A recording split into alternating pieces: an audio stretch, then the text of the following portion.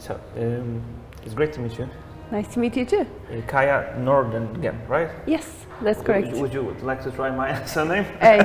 Jacob is easy, of course, Yeah. but Wejkszner? It's Wejkszner. Wejkszner. You would never guess it. Oh no. Would you recognize that I was speaking to you if I pronounce it that way?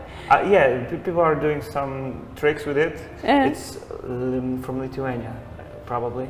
Okay, It should yeah. be Veiksnarakus or something. Or something, I don't know. Does it have an additional meaning? No, it No. doesn't, unfortunately. I always wanted to have a surname with some meaning, like there's the guy who's a blacksmith, or most of surnames in your country is Son. True. So yeah, but anyways, we gathered here to Yes. speak about your book, and the first thing that was brought to my mind when I was reading it and scanning through those exercises, it was where does, in your opinion, brain begins and brain ends and the mind begins? We could not set a line between brain and mind because our mind is in the brain. So when we talk about the mind, our thoughts, our self, our personality, all that will be our brain. So our thoughts are actually physical, right? So when you think, resonate, when you have vicious desires even, that would be your brain. That will be electrical signals between your neurons in your brain. Of course, but like we think about the brain as it is an organ, like It is. heart, like It is. liver or anything else, and it's really hard to take the leap between like this and an organ, and also in this organ there's me, like Yes. I am me Yeah. who is thinking about this. Yes, and that's really interesting. We've discussed that. So people have discussed, is it possible with like brain transplant? Which would of course not be because you are your brain. Yeah. So if your brain was put into my body, it would actually be a full body transplant. Because then what looked like me would wake up and be you. Like if your brain was in my head, then I would not recognize my own parents. I would recognize yours. Yeah. And also I would have some kind of gender dysphoria probably. Yeah, true. But what the brain is interesting, as you write it. This is one of the most interesting things there is to think about. Do you ever feel like a lot of people were discussing in the history of philosophy of psychology could be explained just by chemical structures or biological structures in the mind or in the brain? We believe that it can, but we are not able to explain all of that yet. We can explain how reactions are sent in the brain, but not where does it start? Like, where does the thought start? What starts it? It kind of from nowhere? How is that? And we are not able to explain that. And even it's a lot of discussion around free thought and free will, because if we believe everything is biology, and we see also that if we injuries and diseases that affects the brain affects actually how we think and how we behave and how we are, how our personality are. But still, when everything is physical, when everything is biology, what about free will? And what about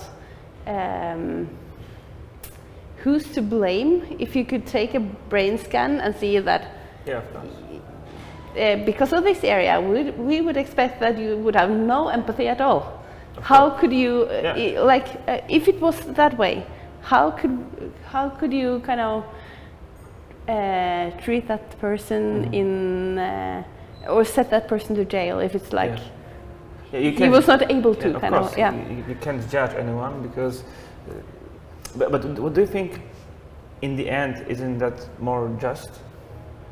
Isn't it better for the justice overall? Like, if there is a person who really can't feel empathy, can we really like put him in jail with other people and say that he is guilty of that, or is it more like he's a victim of the circumstances that he was born into? Yeah, that's at least in Norway at the time being. That person would be judged as any other. It's only if you have a really low IQ that you're kind of not to blame, or if you have a psychosis, for instance.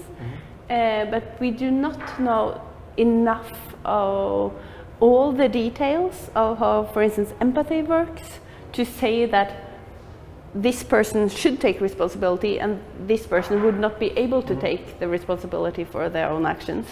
Yeah. We do not know enough neuroscience yet to distinguish that. And we even, when we talk about free will in neuroscience, it's important to remember that the brain is not static, it's flexible. So everything you see, you learn, everything you experience actually change your brain.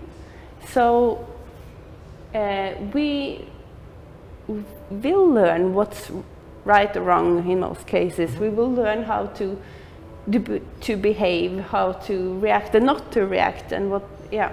So, and that's actually also what we build upon in the book.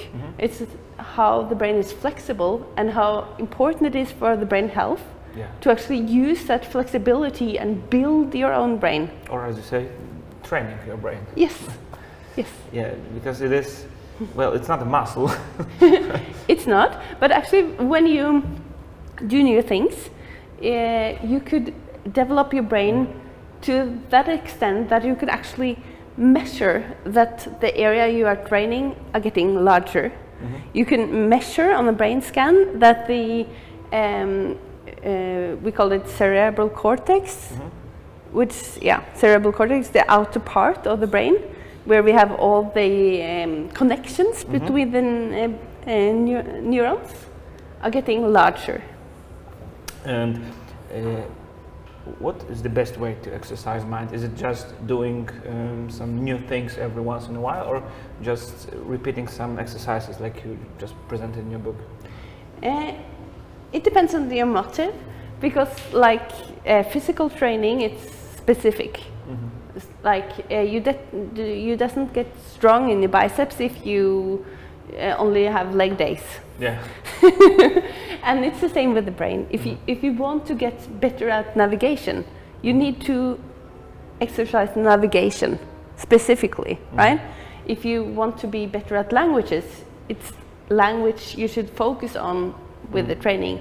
But if you focus on overall brain health to kind of increase the robustness of your brain, then it would be like you to just have the overall thinking to look for new experiences, to try to kind of go out from the routine and do new things. That would be good for your brain. So yeah, it depends on your motive actually. And what does the science tell us about what's the difference between talent? Talent? If you are gifted into doing something. Talent, kind of, huh? If you're a gifted person, or how much do you need to train? What's the difference between those two? Yeah, so what you are born with gives you an ability to develop. So not everyone would have a gold medalist in cross-country skiing, even though they trained equally as much. Yeah. Because we are, as you say, we are born with different abilities. But within the ability we are born with, we could actually develop much. So we should more look at to increase our own abilities and compare with the starting point in us and not with our neighbors. So the idea of predispositions is true, right? Yes, that's true. So what we are born with, the genetics, is really important, but it's not everything. We could develop much from there too. And it's probably not just like you're born to ride a bike or something. It's like you are good at, I don't know, balancing on the surface. And you can be a surfer, you can be a skateboarder, you can ride a bike, right? It's probably something like that. But then your dad bought a bike, so then it's... You just went for a bike. That became a thing, yeah. And what about, I was also always wondering about that, is there something like genetical memory from past generation? Yeah, we know it is, but we do not know all the details. So we call it epigenetics, meaning that the environment actually can change our genes and turn genes on and off. And it has been proven that these epigenetics could actually last over generations. So it could change how your body reacts to nutrients. If your mother was starving while you were in the womb, for instance. But we do not know the full extent, but it's actually in many research groups focus now to understand the epigenetics, not only what genes you have, but actually if the genes you have are turned on or off.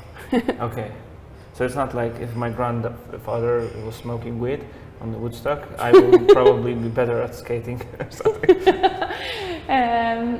Probably not, but the honest answer is that we do not know that yet.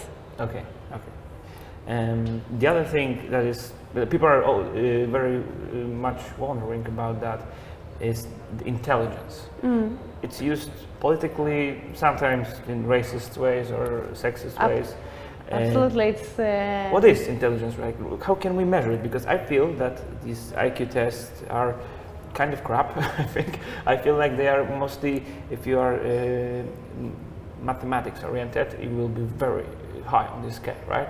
If you're like more emotive, more abstract thinking, I don't think that you would be the most IQ'd on the scale person. So it's like you say that IQ is very narrow.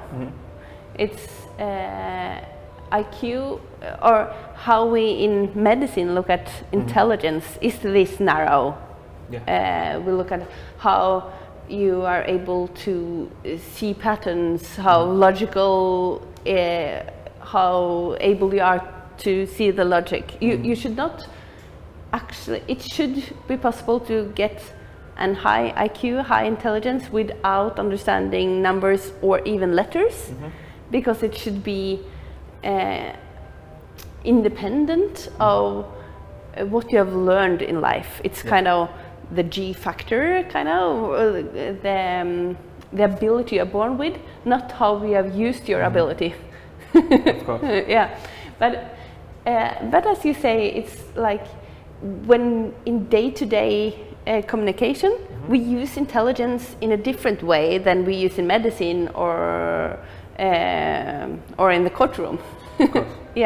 So when we use the word, it's broader when we use it in day-to-day talk. But in medicine and in the courtroom, we would use the narrow, only the logical, not if you are good in social environments, or if you understand music very well, or if you are social or good at sports or anything. It's like only this narrow is how good your brain is to see patterns. And I think that, like, if there is some clever thief, for example, and he isn't really well versed in all these quizzes and everything, I don't think that we would say that he is not intelligent if he is getting the job done. But I think that we would call him that he is intelligent, but in another way. So, what can we? How can we exchange this whole IQ test bubble to better understand our intelligence in our conversations?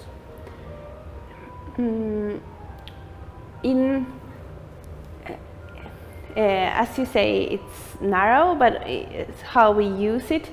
The IQ tests in medicine and the courtroom works actually quite well to that kind of function that they promise to measure within one culture, not between cultures, but within one culture. Its IQ test works fairly well. But as you say, we could use other words like social or smart or good at sports. We could just explain it with or I don't know if we should use another word on the medical term of intelligence, but I think that it works if we just add some explanation. So we, with this I mean, and then you can explain it, and then it will be no problem in the communication. I think so. What is the most crazy thing that you've learned about brain since you've started working on it? I think at least the parts of neuroscience that make me most curious is the parts that we are not able to answer yet. Okay. So it's as we started this communication with, where does the thoughts start? Because we know how the thoughts propagate, but we do not know the starting point. And also I think it's interesting with that the brain are us, like that's me kind of. And if I get a stroke or brain tumor, then my me would be changed, which that I find very fascinating. Of course. And so let's get into the questions that people want to know about. So telepathy, telekinesis. What is telekinesis? It's like you can move objects with your mind. Yeah, kind of. I should have understood that based on how the word is spelled. Yeah. So I don't know, is there any thing that we can, if you think that we can do in the future with our brains that we are not aware of it yet?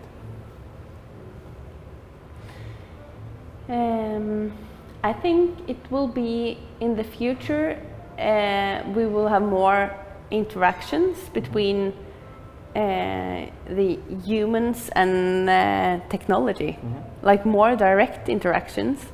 So, and we have kind of started already in this really small, like pacemaker regulating the heart rhythm, but I think we would be more.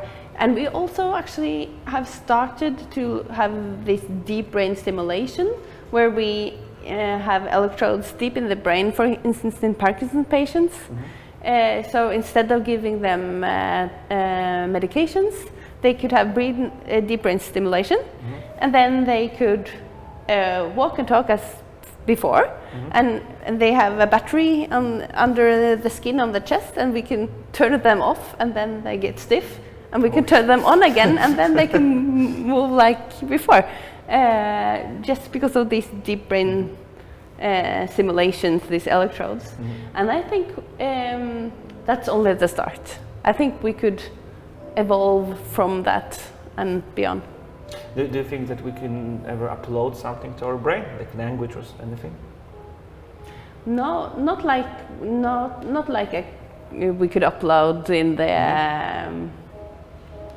in the sky or in the or to the computer, right? Yeah, no, not like that. But I think we could, when we learn more about how the brain functions, we also learn more on how could we use it even more efficient. How could we learn more, be a more effective learner? So definitely I think that we would improve our abilities to, for instance, learn languages, but not like uploading. Okay. Well, that would be nice. I would love to, but but yeah,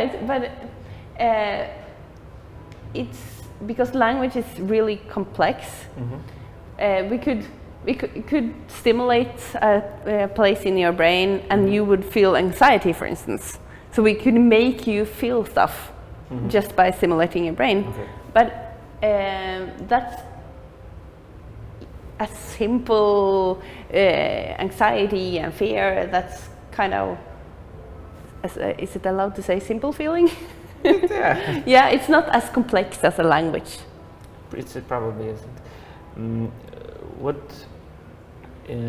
What are some misconceptions about brain that you've heard? I know that we use more than 15% of our brain. Yes, that's actually the first I planned to mention because it's well, there's a movie about it, so you know. Yeah, but it's a lot of movies about it actually. It's Hollywood kind of repeat that all the time, which is.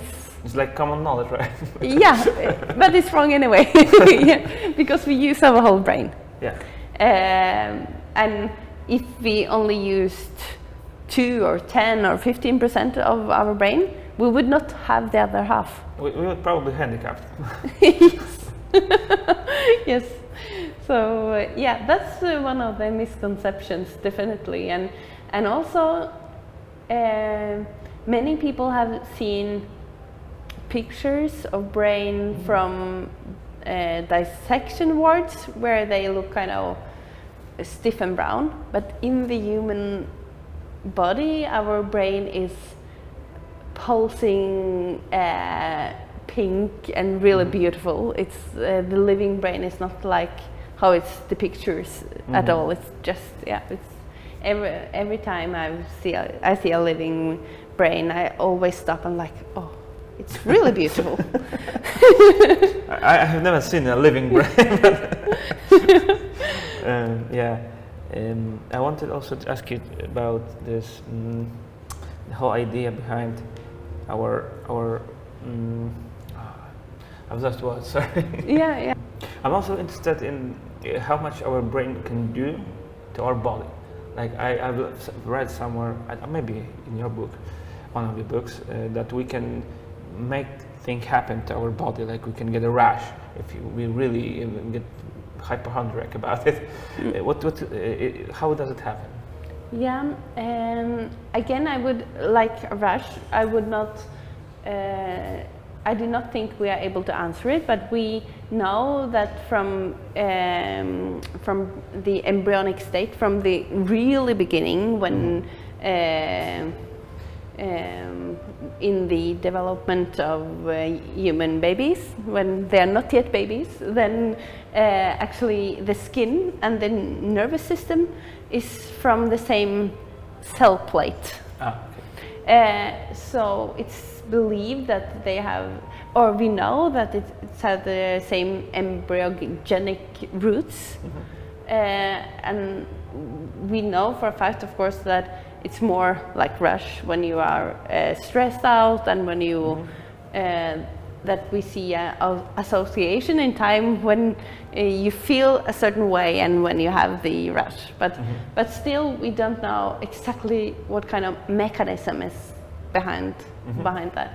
But apart from that, the brain actually do everything, I would say, almost, for our bodies. It's like without the brain, you would not breathe. It regulates our temperature, how fast the heart rate are.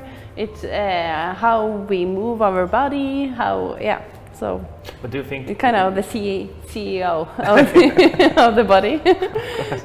But do you ever think that we would be able to heal ourselves in some way with our just brain, without some outward influences? It would, of course, depend on what kind of illness it is. And for all illnesses, I would not think that. But I'm sure that we could have examples where thoughts alone might, because illnesses that are related to stress, for instance. Stress is, of course, regulated from the brain again. So if you're able to, by your own thought, stress down, then it will be released less stress hormones, and then, of course, it can interact how that specific disease. Yeah, like doctors say to cancer patients that they should be more optimistic, and then their chances for survival are increasing. And it's I think that we will understand even more about how important our thoughts are for overall health. Mm-hmm. And what is one thing that you think that people should know about brain? Yeah, I would say that it's plastic. It's flexible. Like you can do anything about what you're born with, but you could take it from there. Like you have what you have, and you can take it from there and develop your brain. And I think it's really important to have more focus on the brain health, because as we talked about, that the brain is us. So what would you be without your brain? It doesn't help if you are cancer-free and have a good heart if it doesn't know who you are or where we are going. Of course. So with that in mind, we would end our very interesting conversation. I've learned a lot. We are up in the air with all whole telekinesis and telepathy yet. I hope we will find more soon, and thank you for the conversation. Thank you. Thank you very much.